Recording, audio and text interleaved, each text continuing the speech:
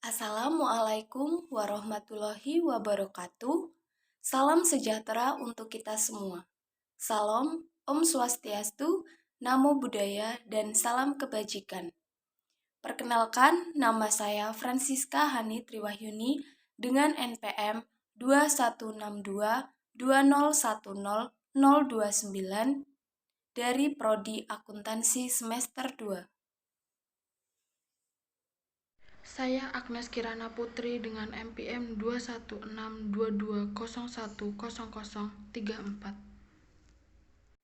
Di sini kami akan menjelaskan mengenai nilai dan norma konstitusional Undang-Undang Dasar Negara Republik Indonesia 1945 dan konstitusionalitas ketentuan perundang-undangan di bawah Undang-Undang Dasar.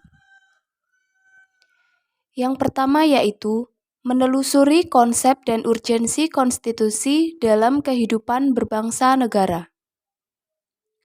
Konstituer atau dalam bahasa Perancis yang berarti membentuk, pembentukan. Yang dimaksud dengan membentuk di sini adalah membentuk suatu negara. Konstitusi mengandung permulaan dari segala peraturan mengenai suatu negara, atau dengan kata lain bahwa konstitusi mengandung permulaan dari segala peraturan mengenai negara. Menurut Projo Dikoro tahun 1970. Pembentukan suatu negara atau menyusun dan menyatakan suatu negara menurut Lubis tahun 1976 dan sebagai peraturan dasar mengenai pembentukan negara menurut Mahfud MD tahun 2001. Merujuk pandangan Lord James Bryce, yang dimaksud dengan konstitusi adalah suatu kerangka negara yang diorganisasikan melalui dan dengan hukum, yang menetapkan lembaga-lembaga yang tetap dengan mengakui fungsi-fungsi dan hak-haknya. Pendek kata, bahwa konstitusi itu menurut pandangannya merupakan kerangka negara yang diorganisasikan melalui dan dengan hukum, yang menetapkan lembaga-lembaga yang tetap atau permanen, dan yang menetapkan fungsi-fungsi dan hak-hak dari lembaga-lembaga permanen tersebut. Sehubungan dengan itu, C.F. Strong yang menganut paham modern secara tegas menyamakan pengertian konstitusi dengan undang-undang dasar. Rumusan yang dikemukakannya adalah konstitusi itu merupakan satu kumpulan asas-asas mengenai kekuasaan pemerintah, hak-hak yang diperintah, dan hubungan antara keduanya, pemerintah dan yang diperintah dalam konteks hak-hak asasi manusia. Fungsi konstitusi. Konstitusi berfungsi sebagai landasan konstitusionalisme. Landasan konstitusionalisme adalah landasan berdasarkan konstitusi, baik konstitusi dalam arti luas maupun konstitusi dalam arti sempit. Konstitusi dalam arti luas meliputi undang-undang dasar, undang-undang organik, peraturan perundang-undangan lain, dan konvensi. Konstitusi dalam arti sempit berupa undang-undang dasar. Konstitusi berfungsi untuk membatasi kekuasaan pemerintah sedemikian rupa sehingga penyelenggaraan kekuasaan tidak bersifat sewenang-wenang. Gagasan ini dinamakan konstitusionalisme. Konstitusi berfungsi yang pertama, yaitu membatasi atau mengendalikan kekuasaan penguasa agar dalam menjalankan kekuasaannya tidak sewenang-wenang terhadap rakyatnya. Yang kedua yaitu memberi suatu rangka dasar hukum bagi perubahan masyarakat yang dicita-citakan tahap berikutnya. Yang ketiga, dijadikan landasan penyelenggaraan negara menurut suatu sistem ketatanegaraan tertentu yang dijunjung tinggi oleh semua warga negaranya. Yang keempat, menjamin hak-hak asasi warga negara. Selanjutnya yaitu menggali sumber historis, sosiologis, dan politik tentang konstitusi dalam kehidupan berbangsa negara Indonesia. Ingat tentang hukum besi kekuasaan, bahwa setiap kekuasaan pasti memiliki kecenderungan untuk berkembang menjadi sewenang-wenang, seperti dikemukakan oleh Lord Acton, yaitu power tends to corrupt and absolute power corrupt absolutely. Inilah alasan mengapa diperlukan konstitusi dalam kehidupan berbangsa negara Indonesia, yakni untuk membatasi kekuasaan pemerintah agar tidak memerintah dengan sewenang-wenang. Pandangan ini didasarkan pada fungsi konstitusi yang salah satu di antaranya adalah membagi kekuasaan dalam negara. Menurut Kusnardi dan Ibrahim, tahun 1988, bagi mereka yang memandang negara dari sudut kekuasaan dan menganggap sebagai organisasi kekuasaan, maka konstitusi dapat dipandang sebagai lembaga atau kumpulan asas yang menetapkan bagaimana kekuasaan dibagi di antara beberapa lembaga kenegaraan, misalnya antara badan legislatif, eksekutif, dan yudikatif. Konstitusi menentukan cara-cara bagaimana pusat-pusat kekuasaan itu bekerja sama dan menyesuaikan diri satu sama lain, serta merekam hubungan-hubungan kekuasaan dalam negara. Dua macam pengertian tentang konstitusi itu, yaitu konstitusi dalam arti sempit dan konstitusi dalam arti luas. Dalam arti sempit, konstitusi merupakan suatu dokumen atau seperangkat dokumen yang berisi aturan-aturan dasar untuk menyelenggarakan negara. Dalam arti luas, konstitusi merupakan peraturan, baik tertulis maupun tidak tertulis, yang menentukan bagaimana lembaga negara dibentuk dan dijalankan. Baik, selanjutnya, pada awal era reformasi, pertengahan tahun 1998, muncul berbagai tuntutan reformasi di masyarakat. Tuntutan tersebut disampaikan oleh berbagai komponen bangsa, terutama oleh mahasiswa dan pemuda. Beberapa tuntutan reformasi itu adalah: yang pertama, mengamandemen Undang-Undang Dasar Negara Republik Indonesia tahun 1945. Yang kedua, menghapuskan doktrin dui fungsi Angkatan Bersenjata Republik Indonesia. Yang ketiga, menegakkan supremasi hukum, penghormatan hak asasi manusia, pemberantasan korupsi, kolusi, dan nepotisme atau KKN. Yang keempat, melakukan desentralisasi dan hubungan yang adil antara pusat dan daerah. Yang kelima, mewujudkan kebebasan pers. Yang keenam, mewujudkan kehidupan demokrasi.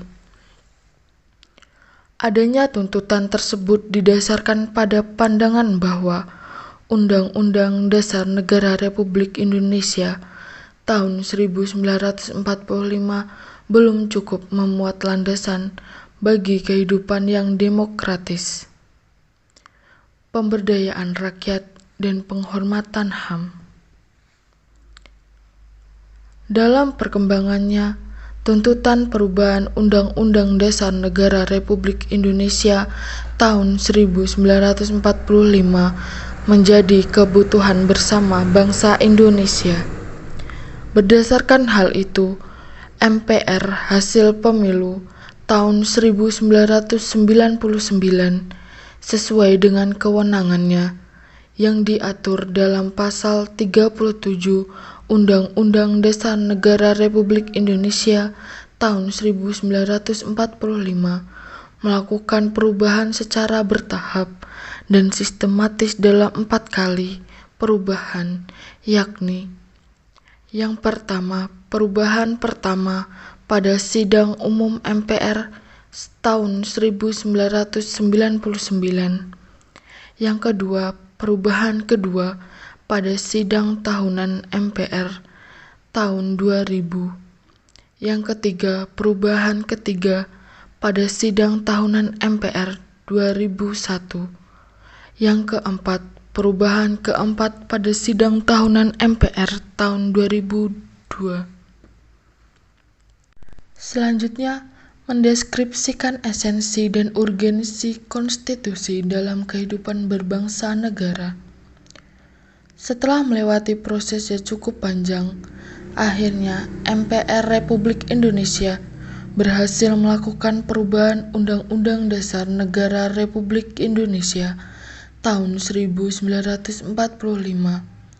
Dalam 4 kali masa sidang MPR, Undang-Undang Negara Republik Indonesia tahun 1945 mengalami perubahan sebagai berikut. Yang pertama, perubahan pertama Undang-Undang Dasar Negara Republik Indonesia tahun 1945 dihasilkan pada Sidang Umum MPR tahun 1999 tanggal 14 sampai 21 Oktober tahun 1999. Yang kedua, perubahan kedua Undang-Undang Dasar Negara Republik Indonesia tahun 1945 dihasilkan pada Sidang Tahunan MPR tahun 2000 tanggal 7 sampai 18 Agustus tahun 2000. Yang ketiga, perubahan ketiga Undang-Undang Dasar Negara Republik Indonesia tahun 1945 dihasilkan pada Sidang Tahunan MPR tahun 2001 tanggal 1 sampai 9 November 2001. Perubahan keempat Undang-Undang Negara Republik Indonesia tahun 1945 dihasilkan pada Sidang Tahunan MPR tahun 2002 tanggal 1 sampai 11 Agustus 2002. Oleh karena itu, konstitusi berarti menjadi dasar pembentukan suatu negara. Hamid S. At-Tamimi berpendapat bahwa pentingnya suatu konstitusi atau undang-undang dasar adalah sebagai pemberi pegangan dan pemberi batas, sekaligus tentang bagaimana kekuasaan negara harus dijalankan. Dalam negara modern, penyelenggaraan kekuasaan negara dilakukan berdasarkan hukum dasar atau konstitusi. Dengan demikian, konstitusi mempunyai kedudukan atau derajat supremasi dalam suatu negara. Yang dimaksud dengan supremasi konstitusi adalah konstitusi mempunyai kedudukan tertinggi dalam tertib hukum suatu negara. Salah satu contoh nyata hasil perubahan konstitusi kita yang sangat penting bagi upaya penyediaan dana pembangunan nasional, yakni dalam hal pajak, di mana dalam pasal 23A berbunyi, pajak dan pungutan lain yang bersifat memaksa untuk keperluan negara diatur dengan undang-undang. Pasal ini menegaskan perihal pentingnya pajak bagi keberlangsungan kehidupan negara dan bangsa. Lembaga yang memiliki otoritas memungut pajak di Indonesia adalah Direktorat Jenderal Pajak untuk Pajak Pusat dan Dinas Pendapatan dan Pengelolaan Aset Daerah atau nama lain yang sejenis untuk pajak daerah. Selanjutnya ada rangkuman tentang konstitusi dalam kehidupan berbangsa negara Indonesia. Dasar pemikiran perubahan Undang-Undang Dasar Negara Republik Indonesia tahun 1945 adalah kekuasaan tertinggi di tangan MPR. Kekuasaan yang sangat besar pada Presiden. pasal-pasal yang terlalu luas sehingga dapat menimbulkan multitafsir.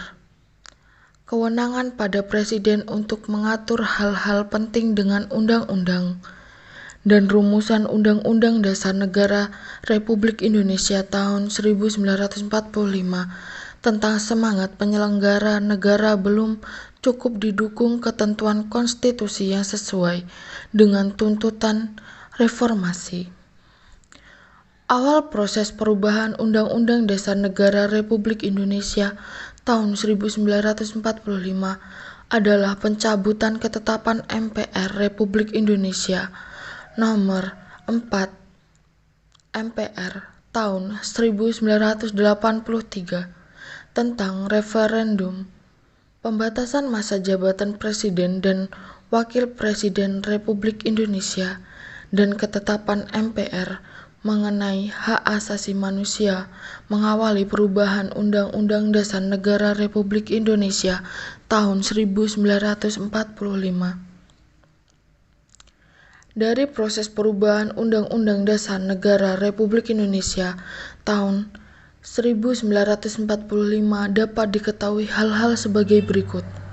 Yang pertama, perubahan Undang-Undang Dasar Negara Republik Indonesia tahun 1945 dilakukan oleh MPR dalam satu kesatuan perubahan yang dilaksanakan dalam 4 tahapan, yakni pada Sidang Umum MPR tahun 1999, Sidang Tahunan MPR pada tahun 2000, 2001, dan 2002.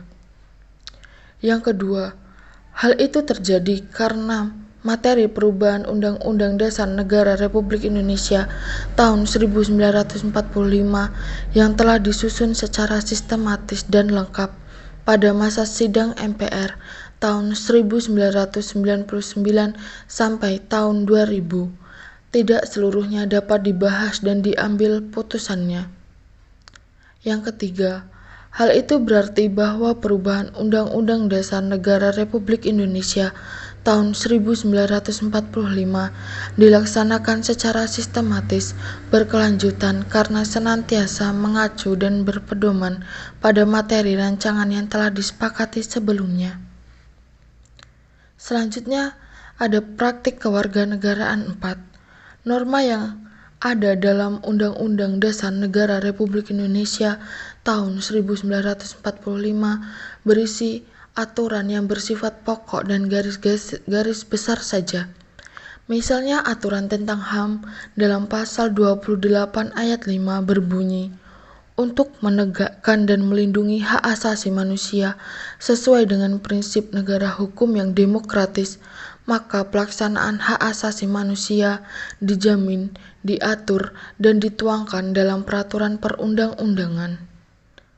Untuk menjabarkan norma tersebut, disusunlah undang-undang pelaksanaannya, misal dengan Undang-Undang Nomor 39 Tahun 1999 tentang Hak Asasi Manusia. Ada juga undang-undang lain yang dimaksudkan untuk melaksanakan ketentuan mengenai hak asasi manusia yang ada di Undang-Undang Dasar Negara Republik Indonesia tahun 1945.